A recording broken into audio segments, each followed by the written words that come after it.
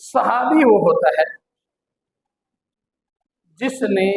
حالت ایمان میں چہرہ مصطفیٰ کو دیکھا، حالت ایمان میں چہرہ مصطفیٰ کو دیکھا اور اسی حال میں دنیا سے وہ کوچ کر گئے، اس کو صحابی کہتے ہیں۔ بعض لوگوں کو کچھ اور بات نہیں ملتی، وہ پھر صحابہ پہ تان پتہ کس طریقے سے کرتے ہیں،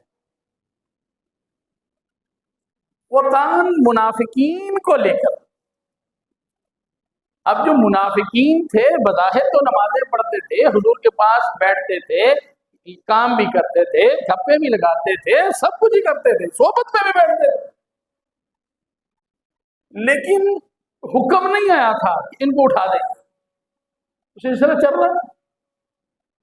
اب کسی منافق کو لے کر جو ہے وہ عام صحابہ میں تان کرنا شروع کر دیں، وہ منافق ہے، وہ تو کفر میں مرا ہے، ٹھیک ہے، تو اس کو لے کر آپ یہ دیکھیں جی وہ بھی تو صحابی تھا، معاذ اللہ وہ جہنم میں جا رہا ہے۔ نہیں یار،